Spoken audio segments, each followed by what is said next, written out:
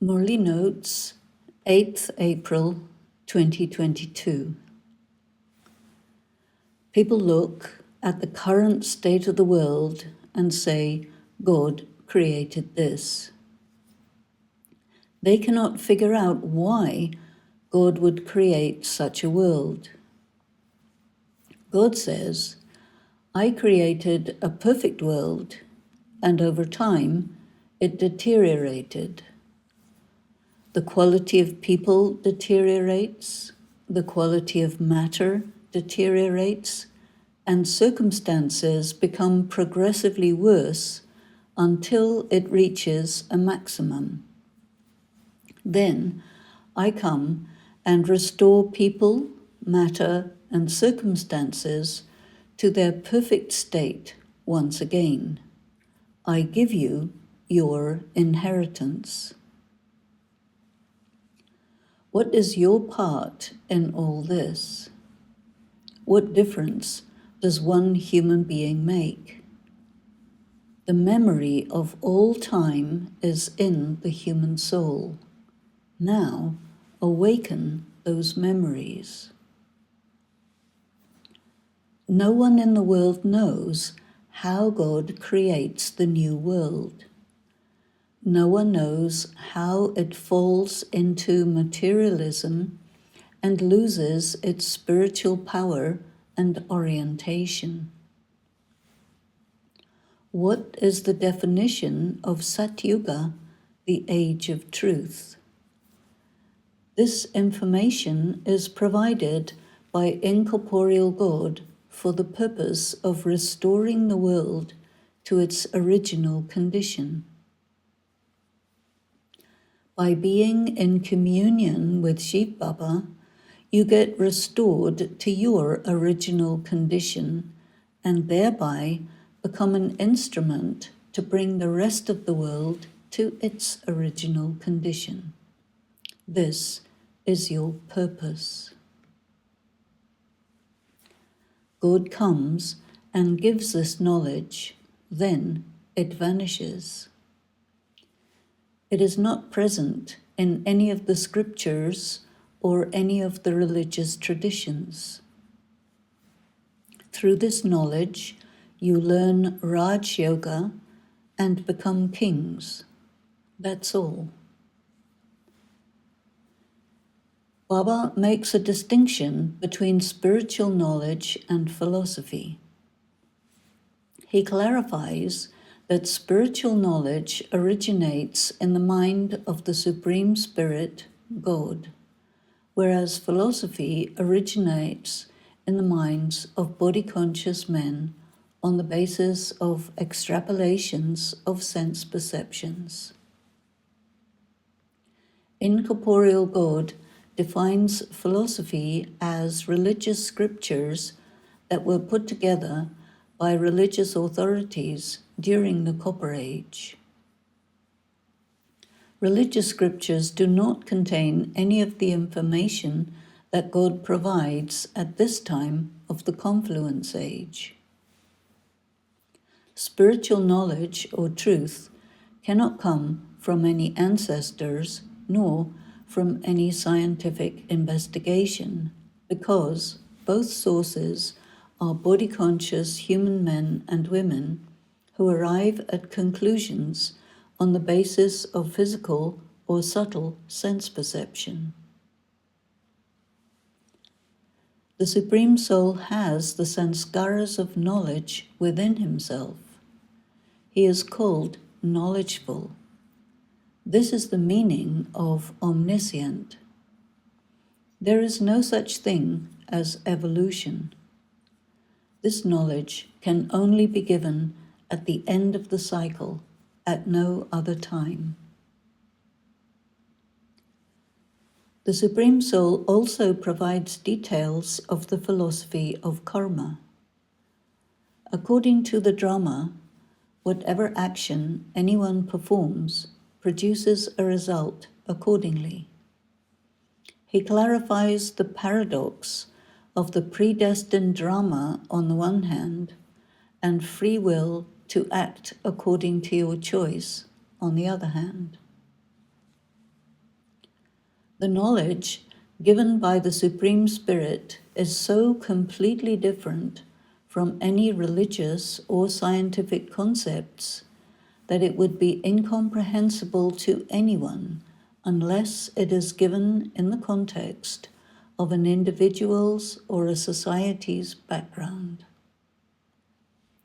Shiv Baba contextualizes this knowledge in traditional Hinduism. This is the best context because it has the maximum bridges that allow people to cross over from what they are familiar with to what God is telling them. If you are not a traditional Hindu, then you would need the knowledge to be provided in the context that you are familiar with according to your cultural and religious background. For example, the concept of God being antaryami is taken to mean that God knows what is going on within the minds and hearts of everyone. God says this interpretation is not accurate. God does not know information through perception of what is outside his soul, but God knows the knowledge of the Creator and the creation, the philosophy of karma. All this knowledge is contained within himself. People are unable to conceptualize this. Hindus take it to imply that God is omnipresent, otherwise he could not know. God says, I do not need to be omnipresent in order to know. The problems of truth for both religious philosophers and scientists are faulty logic due to faulty interpretation of symbols, linear thinking, and assuming that objects of sense perception are the total reality. Baba has explained the meaning of and the consequences of pure, neutral, and impure karma, akarma, and vikarma. In the confluence age, your karma is pure karma because you know what constitutes pure karma and you follow the principles of Raj Yoga. This results in pure karma. The consequences are multi-million times good fortune for 21 births. Akarma refers to neutral karma, which is the karma performed in the golden and silver ages. At that time, there is no option but to perform karma that corresponds to your essentiality. The karma is good, but unlike karma performed in the light of the knowledge of the confluence age, it is not as a result of the choice to not perform negative karma. Therefore, the consequences are that the decline of the power of the soul is due only to time and not due to karma. Vikarma is any karma performed in the copper and iron ages when all people are body conscious. Even if the karma is performed according to religious concepts, because those concepts are inaccurate, the soul declines due to both negative karma and the effect of time. Of course, charitable karma is performed in the name of God during the copper and iron ages. However, that karma is compromised by inaccurate knowledge of karma, and that karma is performed according to religious concepts which are inaccurate. Negative karma performed while you are aware of the accurate philosophy of karma as provided by the Supreme Soul produces negative consequences that are many times more negative than such karma performed while ignorant of the accurate knowledge of the philosophy of karma. That means, if you know better and still perform negative karma, the penalty is much greater. Religious or humanitarian people who perform charitable karma to benefit individuals who use that charity for negative purposes are negatively impacted. Their charity binds them to the souls who perform negative karma with that charity, and the charitable person will also pay for that negative karma. Religious and humanitarian philanthropists are unaware about this aspect of the philosophy of karma. The philosophy of karma is deep and complex. It is said that only God truly knows the depth of the philosophy of karma. He gives this information during the confluence age. Receiving this is called claiming your inheritance.